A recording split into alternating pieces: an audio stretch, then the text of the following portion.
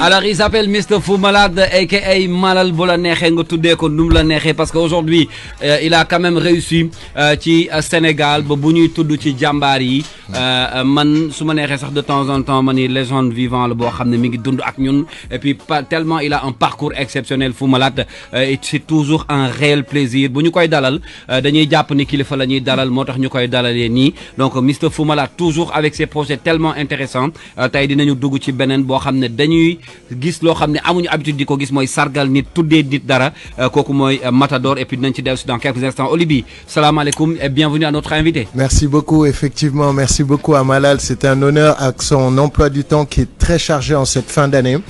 Mu nekk un réel plaisir mu accepter ñëw un petit peu jokkoo ak ñun sur cette fin d'année, faire un petit bilan de beaucoup de choses. Et puis surtout comme ni nga ko waxee sargal aussi un autre artiste qui a beaucoup œuvré pour la culture urbaine. ñu xamee ko ci Matador, donc c'est un réel plaisir. Xam naa ne dañuy tàmbali tout de suite wax bi duñ ci yàgg. Et puis di nuyu ñëpp di fàttali ne gars yi RFM ça s'écoute et ça se regarde au www.rfm.sn. Donc on attend vos commentaires ci live bi et c'est un réel plaisir. Donc dama koy ne salaamaaleykum, bonjour Fou Malade. Yeah, bonjour Olibi. Damay tàmbale d'abord di la jaale li ñu bokk. Bugs Bunny. Ndeysaan. waaw parce que c'était notre ami. Absolument. suñu vrai gars la woon. Tout à fait. On a partagé des moments très excellents. Merci beaucoup. C'était un bon vivre nit bu mënoon en fait veille bi muy dee. Il était en communication avec DJ Ala. Fekk Ala mu ngi Italie. nekk ak David Kete. nekk ak aussi suñu beneen boy Kader. biñ nekkee ñu woo Bugs quoi. Bugs à chaque fois son mot. Le mot le plus fréquent dans le langage de Bugs c'était dund. Ndeysaan. Il disait ñun dañuy dund. Il aimait la vie. Donc Bugs. li tax ma koy tudd ci émission bi. mooy am na relation bu fort ak BMG bu forte ak BMG 44. parce que BMG 44 ñoo njëkk a yóbbu Raktak Squad festival couleur café. Oh, effectivement. ci la Black di. En Belgique. décédé après le concert ci la Black di décidé dem France toog fa. Absolument. Bugs est rentré. Oui. Et après cette histoire Bugs est venu au bataillon blindé à Yukunkum. Mais comme que Matador la ñuy sargal. tey dama bëggoon rap. rabu underground. dama bëgg mu jox ma instrumental. waaw ma rap. ñu rabu underground. jeex na dinaa la jox benn instru noonu la Fou Malade nuyoo ak ñun ci waxtaan bi. Merci encore. Et puis je rappelle que Malal après quand même tant d'années d'expérience ak man je dirais même le service rendu au peuple sénégalais et le public parce que il a beaucoup contribué en termes de son de production en termes de spectacle en termes d'initiative yu mu jël bu ñu xoolee ci kaso yi social bi et cetera. C'est un régulateur. Bah, oui et puis mu andi aujourd'hui ce qu'on appelle Guédiawaye by Rap qui est un festival jóge soqee ko ci ji hip hop. Ma première question balaa may ñëw si rabine boobu parce que bëgg naa ñu def ko ma première question mooy Fou Malade est-ce que soo jëlee un peu recul de tout ce qui s'est passé xëy na yàgg na yàggul mais yàgg na laay jàpp bi ngay tàmbali sa carrière en tant qu'artiste est-ce que lii nii am yëpp tu l'attendais est-ce que tu avais la vision dès le début wala am na yenn yu la ci bett ci sa parcours fi nga toll nii. waaw bëggoon naa yàgg naa bëgg effectivement j'avais beaucoup d'ambition. ambition bi c'était de réussir dans le hip-hop dans toute sa dimension. tàmbale ko nag si rap parce que man je suis hip-hop. Je ne suis pas simplement un rappeur. Je suis pour que la culture hip-hop vive et continue de vivre à travers toutes ses dimensions. La dimension artistique d'abord.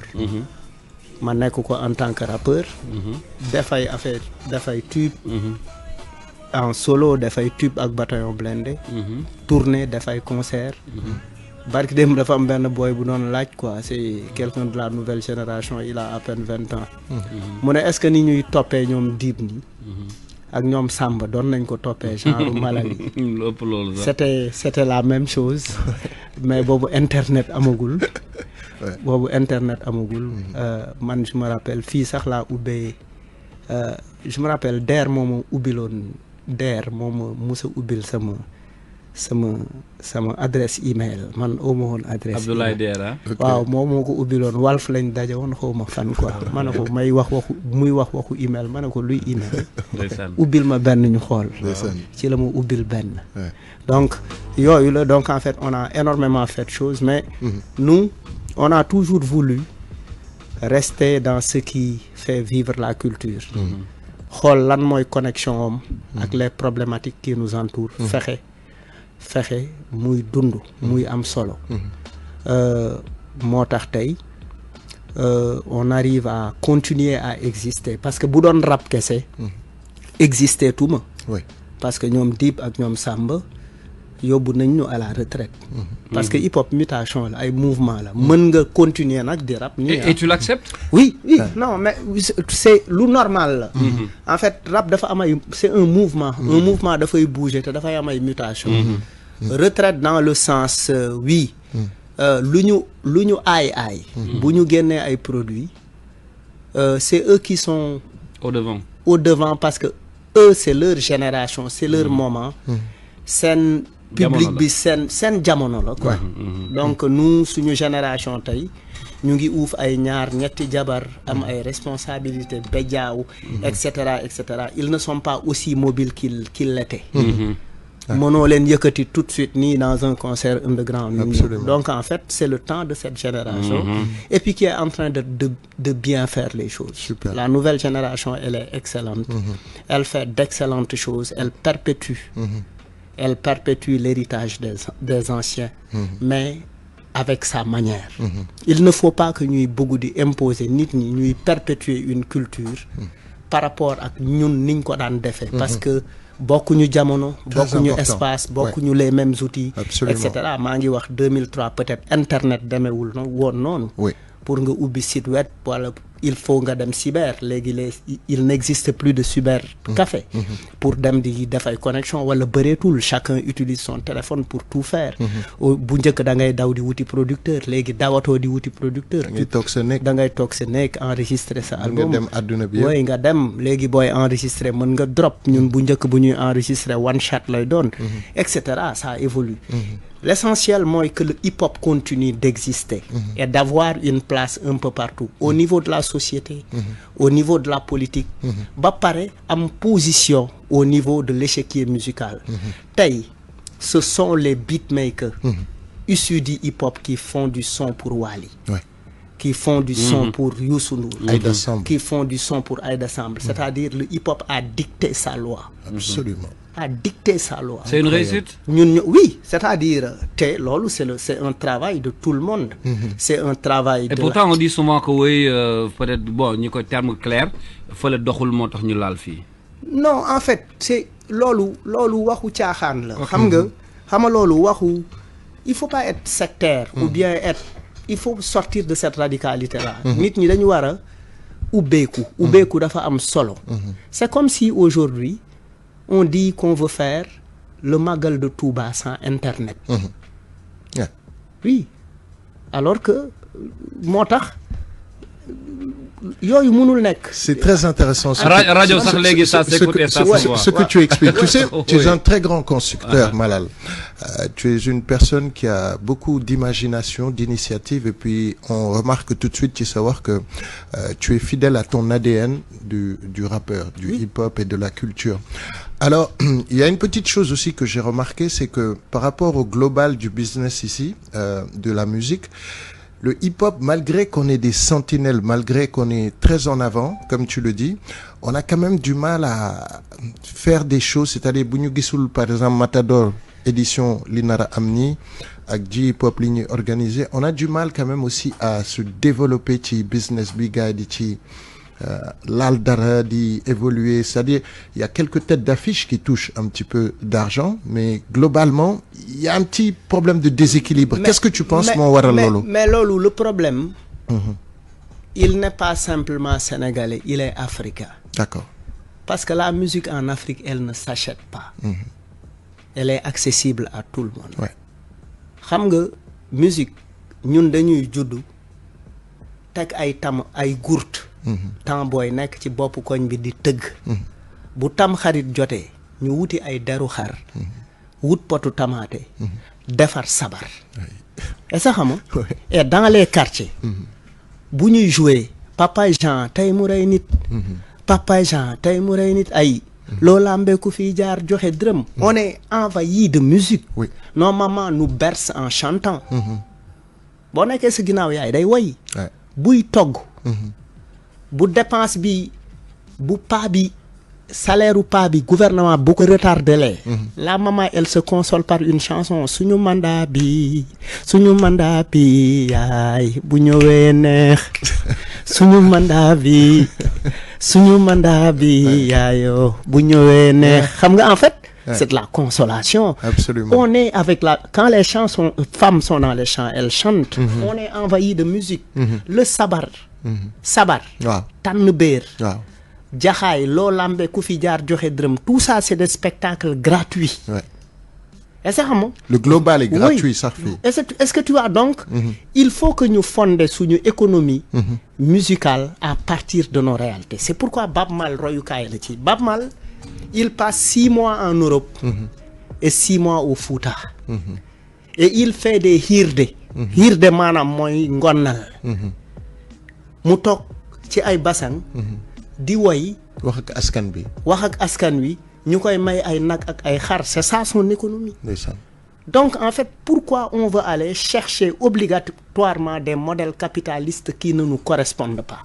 Tey ñi nekk fans Dip yëpp ils n'ont pas acheté l'album de Dip ils le téléchargent gratuitement parce que noonu la ñu mel et ça donc yooyu il léegi nag ça veut pas dire qu'on doit pas penser à ça on doit faire correspondre les deux ñi aay ci industrie culturelle et créative il faut qu'on les mette dessus mais il faut qu'on prennent des modèles endogènes des modèles en fait yoo xamante ne fii la endogène pour peut-être ñi ñuy déglu mooy ce qui nous est interne et propre c'est ça carrément. Alors Matador on se dirige vers sargal boo xamante ne dañ koy jéem a defal Matador c'est quelqu'un aussi qui a été un très grand acteur culturel par rapport au programme je sais que tu es très investi ci liggéey bi ak moom qu'est-ce que tu peux nous dire ci programme bi nga xamante ne ñu ngi koy waajal pour sargal Matador. Waaw déjà ak sa relation ak moom aussi. Waaw déjà remercier toute l'équipe de Guédiawaye Hip Hop. Oui. Représenté ici peut-être par Malik Mboup qui est un jeune qui travaille avec nous qui est chef de projet à Guédiawaye Hip Hop qui travaille ci conception yi remercier toute l'équipe à travers sa personne festival bi ñu ngi ci 11e édition mu tàmbale le 7 et le 8 mooy week-end bi passé ñu ngi ko tàmbale ci benn quartier bu tudd Harlem City quartier bu nekk Daaru Guédiawaye dans la commune de Wakhinane quartier bu xaw a compliqué ñu amal ay nettoyage defar ay affaire ba pare waxtaan ak ndaw ñi amal fa une conférence sur taxawaayu ndaw ci goxam le 11 mooy 2e date bi muy le lancement au Grand Théâtre avec un concert de As the Best le 11 à partir de 16h Bécaye Mbaye sera là on a choisi Bécaye Mbaye Père Bécaye Mbaye excellent pour mu sargalal ñu Matador parce que on veut faire connecter on veut faire connecter la tradition orale à la culture hip-hop moom mu taxaw sargalal ñu Matador bëgguñu jël MC yi rappeurs yi ay Pape Sidi Fall wala ay Kals on veut prendre Bécaye parce que il s'agit de jaajëfal Matador ne ko waaw góor bu ñu defee présentation projet bi après def la visite de l'expo dañu dajale ay dàllu Matador ay kawasu Matador ay casquettu Matador ay bigu Matador retracer son parcours un petit peu son univers et cette expo va être réalisée par Ndoumbe Niang super Ndouta le tudd par Diazar mais aussi par Jaswan qui est un artiste suisse qui est avec nous depuis plus de 7 ans. Mais Malal oui est-ce que xam nga ni Matador lii rek mënuñu ko fay par exemple je donne juste un exemple parce que il nous a tellement fait plaisir. xam matul amul loxo bu mën a daj sama yéene lii ma fas ko yéene ñàkk a tekkee tax mënuma koo jënne jotuma tànn bay taamu ak c'est-à-dire que ce titre de Matador rek jar na sargal lii sonn boy léegi dama lay dag foofu rek nga baal ma on célèbre Matador aujourd'hui on célèbre Matador il est avec nous au téléphone super mais Matador man grand Mbaye laa koy wax ñu ngi lay ziar waa dellu ziar. waaw mbaa yaa ngi ci jàmm Amady dimbali ma ci loolu pour ñu dégg Matador bu baax Matador ñi ngi lay nuyu yaa ngi en direct ak ñun ci rajo Futur Média. Aujourd'hui on célèbre Matador par le biais de Fou Malade li mu def nii yaakaar naa askanu Sénégal yëpp bëggoon nañ ko def mais xëy na moom moo ko def moom Fou Malade balaa ma koy bàyyi sax ñu waxtaan ak moom déjà lan nga yëg bu ñu tolloo ci moment bi di préparer cet événement.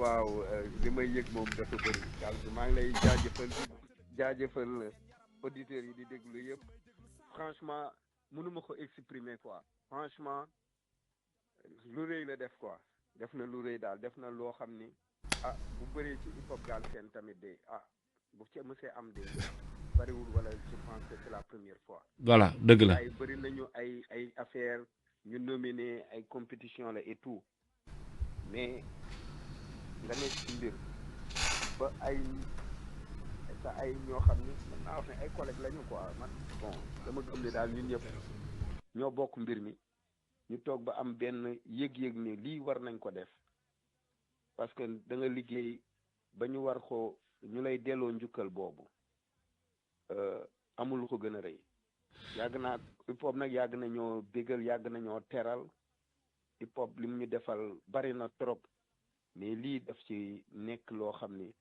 peut-être liñ ci mës a am yëpp li mooy ci li ci gën a rëy. Et qu'est-ce que ça fait venant de Fou Malade c'est-à-dire que ñun ñëpp xam nañu Fou Malade au-delà de artiste bi mu doon ñun ñëpp xam nañu c'est quelqu'un de très généreux maanaam xol bi dafa yaatu. mais mu jóge ci jëmmam moom lan la def ci yow.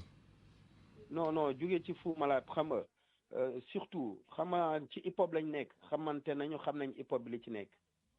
ñi nga xam ne jegewuñu hip hop bi lan la ñuy xaar souvent ci hip hop ñaari hip hopeur surtout yoo xam ne am na lu ñu liggéey ba egg fenn fii mooy ñu ŋaañante mais hip hop bu nekkee ci yow dëggantaan mën nga bëri li ngay kaas et tout mais nit ku généreux moo déjà nit ku baax mooy def hip hop nit ku positif mooy def hip hop boo ci yàggee dëggantaan nga amoon sax ay jikko yoo xam ne yu négatif la wala dara nga yàgg ci da ngay dem ba hip hop da lay defar ñaata nit la hip hop defar Sénégal commençant par nous ñun fi ñu jógee muy Malal muy man muy yow muy ñu bari ci hip hop bi fi ñu jógee hip hop rek a ñu teral hip hop moo ñu defar hip hop moo tax ñu am cër ci réew mi hip hop moo ñu won àdduna hip hop moo ñu may lépp lu ñu am ci àdduna donc hip hop boobu Malal daf ci nekk man ma fekke ci lu bëri te dama koy faral di wax. boo xoolee localité Guédiawaye am yàgg nañu am ay ministre ay lu ne ay maire yoo xam ne bari nañu am nañu ndomba tànk yu am doole am nañu alal ju bari mais tey li Malal di représenté ci Guédiawaye di ko représenté ci banlieue bi di ko représenté Sénégal di ko représenté ci Afrique ñooñu egguñu fa wala boog buñ fa nekkee parce que ndombal tànk tax ñu leen wax tey ñi nekkoon ci nguur gi passé am ay ndombal tànk ñu ci bari fàtte nañ leen mais Malal est là et sera toujours là tey damay faral di wax ni boo dindee benn Malal ci Guédiawaye la mu fay liggéey mooy culture dafay dee espoir dafay dee jeunes yi nga xam ne yi muy jàppale yi muy taxawu li mu ki mais kenn wax mu xamul lu mu toll ñaata ñoo nekk ci biir réew mi ak ñaata ñoo nekk ci bitim réew kooku loolu la Malal di représenté dafa sigil sagal ñu bëri effectivement waay day représenté man boog dañuy représenté lu ëpp li président di représenté ci am réew parce que ay mandat ko fi bàyyi rek mais ñun hip hop dañoo jox loolu loo xam ni wax dëgg yàlla alalu toute une vie la ak sax lu ko ëpp alors Matador continuer di law grand waaw ça va bien Olivier voilà ñu ngi lay remercier bu baax oui ñu ngi lay remercier tu sais je me rappelle BMG 44 jamono bi nga nekkee foofu ak ñoom Manu et tout je me rappelle aussi un petit peu ak ñoom Bugs sànq ñu ngi ciy wax ak Fou Malade donc tu as un parcours qui est énorme xam nga donc déjà ñu lay féliciter bu baax et puis di la remercier ci teewaay bi et puis di la sargal en avance donc le programme ñu ngi fàttali ne c'est la 11e édition mais je voulais un peu savoir un petit peu. Malal xam na dama nekk ci atelier mbaaw laa nekkoon moo tax muy compliqué pour ñëw mais je vais venir parce que. lu mu laaj dañ ko war a jox. Inch'Allah. non super super man très rapidement li ma la bëgg a laaj mooy tu sais tu es quelqu'un de très visionnaire tu as su créer un petit peu ta structure. ni ko Malal di avancer côté J-Hip-Hop yow tam tu avances de ton côté ak ta structure très rapidement pour 2025 quelles sont les options yi nga xamante ne yaa ngi koy préparer et puis peut-être pour les artistes qui nous écoutent les gens qui nous écoutent qu'est-ce que tu vois un petit peu que tu comptes développer wala nan nga gisee ne peut-être vu qu'on va une nouvelle ère faire avancer les choses et puis changer tuuti donne bi donc quels sont tes projets pour 2025 inchallah par rapport à la culture globale.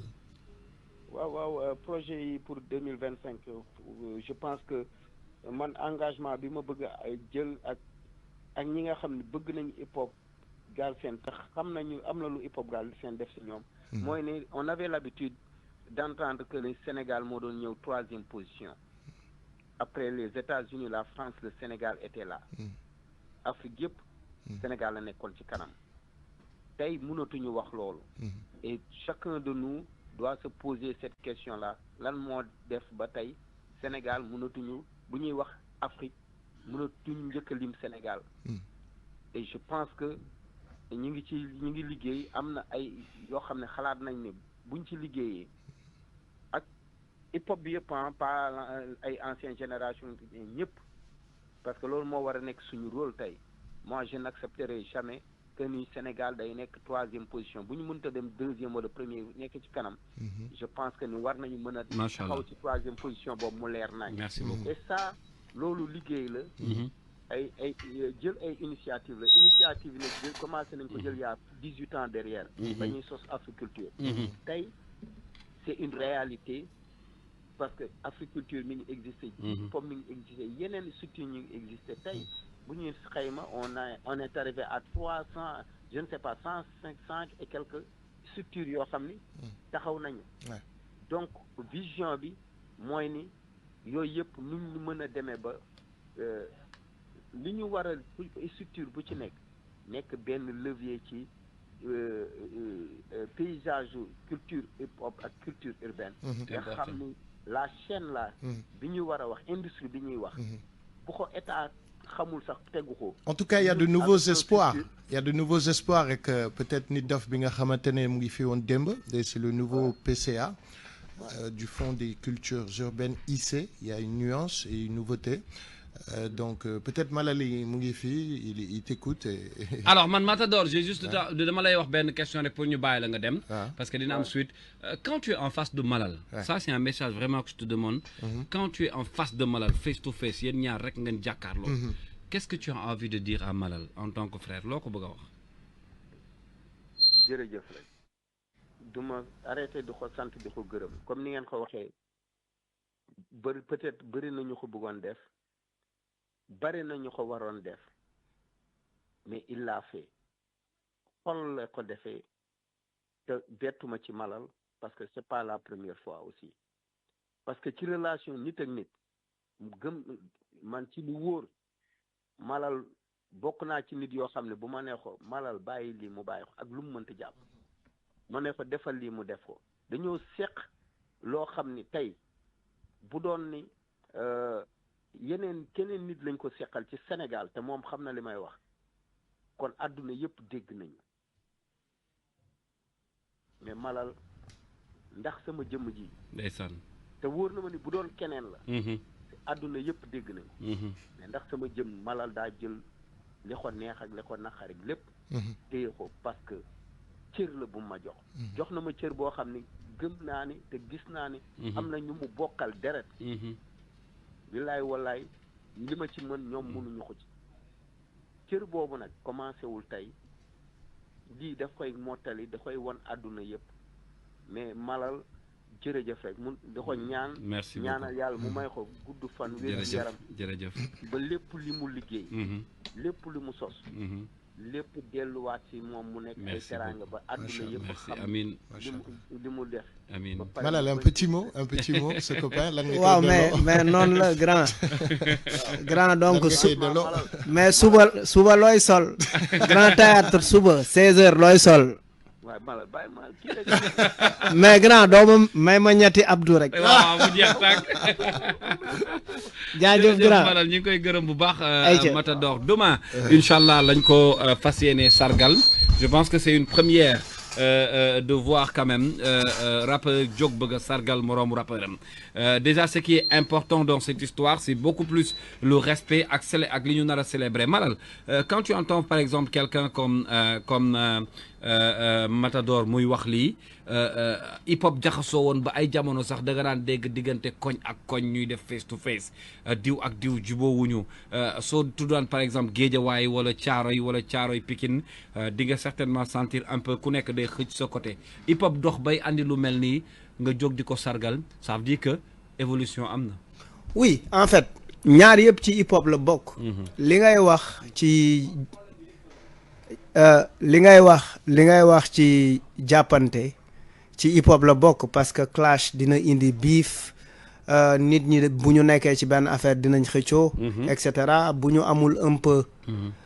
benn état bu ñu amul un peu de mesure dinañu dem fu sori.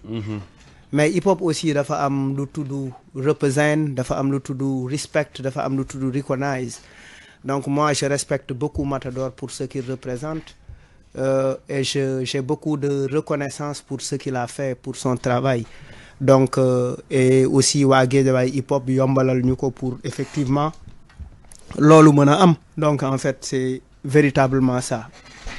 Ah. Et pour le moment on sait que demain Grand Théâtre lañ nar a nekk parce que ci programme bi am na ji hip hop Harlem Grand Théâtre Camp Pénal Liberté 6 sa diggante ak prison yi moom xam nañ ko Sénégal yi. Camp Pénal ça va être jeudi. À partir de 15h. Inch'Allah le 12. Après on a le 27 mon spectacle Vox Populi où il y aura Dip Doundou Guiss Samba Peuzzi Pepese Manji ak Bess Is 814 Fatim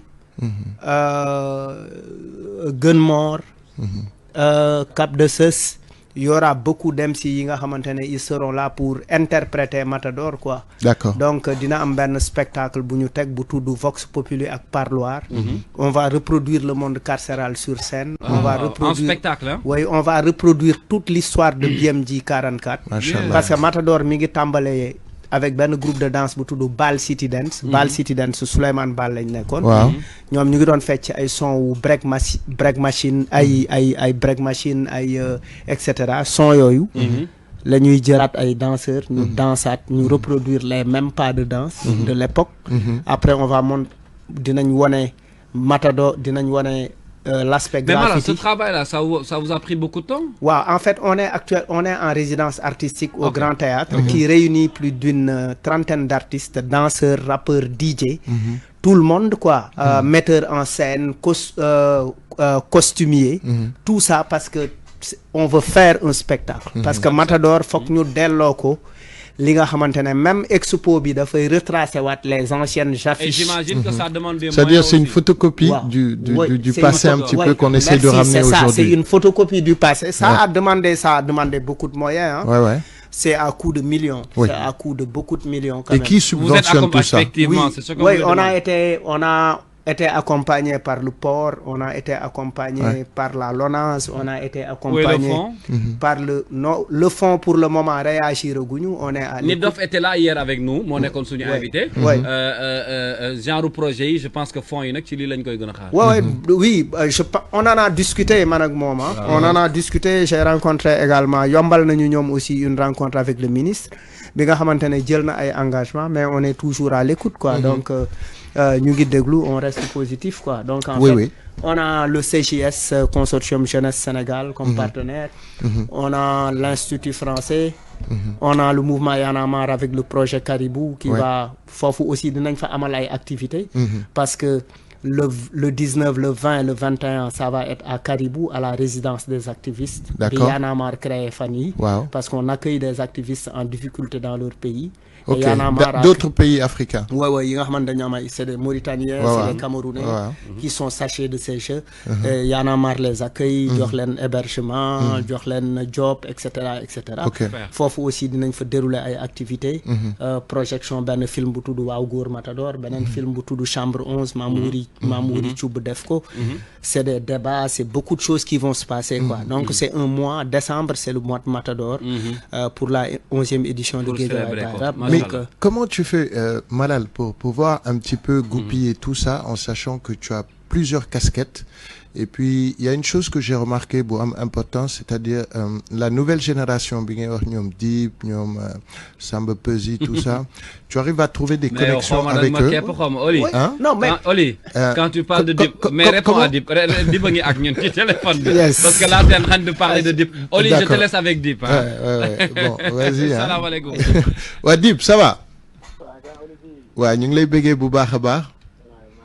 Voilà, merci pour la disponibilité. Alors, comme nous l'avons inclure dans le programme bi, je sais pas déjà lan nga mëna wax yow sa relation digënté yow ak Fou Malade et lan nga gis un petit peu ci li nga xamantene moy sargalu Matador bi et ce vision ci programme bi nga xamantene ñu ko nara tek ni ci inshallah fan yi di ñëw ni.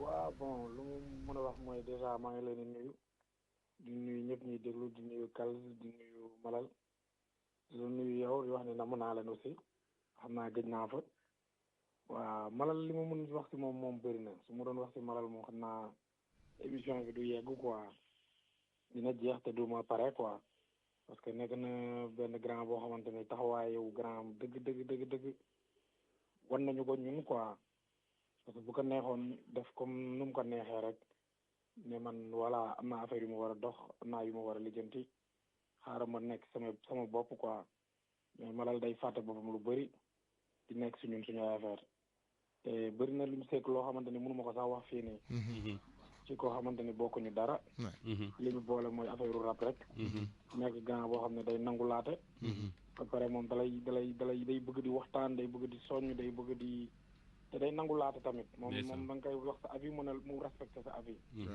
bu ko neexoon ne maa leen jiitu si àdduna maa leen jiitu si milieu bi donc moom mooy wax ñun ñu nangu mais deful loolu dafa respecté conflit générationnel bi respecté ñun suñu jamono ba pare dañu teg si yoon événement day am sax dalay woo ne la carrément gars yi li lañ fay mais man maa leen ne ñu yokk si lii kon loolu kon kooku du n'importe qui borom xol bu nice moo mën loolu waaw borom xol bu rafet la ji pop munoo ko yor te yoroo xol bu rafet parce que façon nit bu nekk moo fay ñëw façon artiste bu nekk moo fi nekk tamit donc sa relation ak Matador waaw Matador tamit pareil saa yu ñu gisantee da ngay sentir benn day soucié wu en fait moom à chaque fois day soucié wu booy ñëwal kër ga ñu waxtaan booy ñëwal ñu lii ana Samba ana kii non def leen nii suñu amee événement day taal otom ñëw ba ci événement bi fekkee ko di xool xam nga non da leen góorgóorlu si lii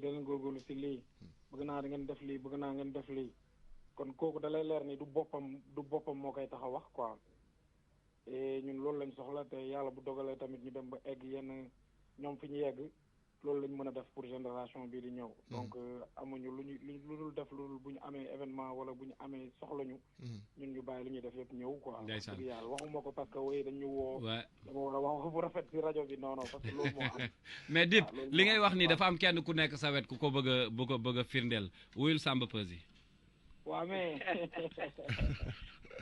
mais directeur waaw mais Fatou mag ji kooku bu toogee rek man maa toog quoi kooku bu toogee rek man maa toog c'est la famille donc mënoon nañ ma sax bañ a woo ndax xam naa li ma mën a wax yëpp moom mën na ko wax yéen ñaan ñëpp yéen a ngi en ligne waaye mais Samba da ngay confirmer li Dip wax yëpp ci Malal ak ci Matador non mais dëggantaan d'abord maa ngi leen di nuyu yéen ñëpp di nuyu grand Malal di la nuyu Kal jaajëf di nuyu Dip waaw sama grand waaw mën naa ni instant bi moom plateau bi ma nekk nii moom instant carrière Samba Peuzzi ñoo toog nii ndeysaan dëgg la waaw yéen ñi ñëpp ku si nekk humainement wala si carrière am na lu nga def si moom loo xam te ni du mos a dañ quoi waaw comme li mu wax rek pour man Dip wax na lépp ñun grand yi fii lañ leen fekk gis ni ñuy doxalee mu gën ñu may fit nag te am nañ lu ñu jël si ñoom quoi muy respecter sa bopp xam nga respecter sa bopp nit ci respecter la te ñoom li ñu doon def yëpp li ñu doon def ba li ñuy def nii da ngay xam ni pour ñun la quoi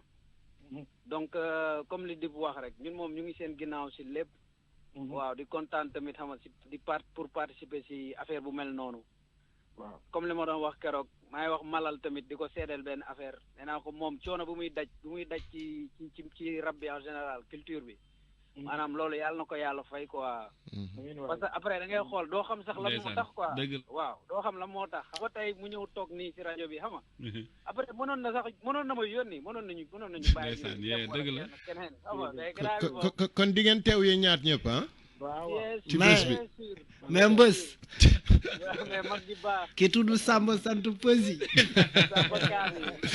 Samba Kaani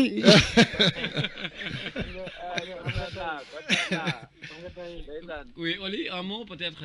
non man kay damay laaj gars yi rek ndax dinañ teew mais en fait tu sais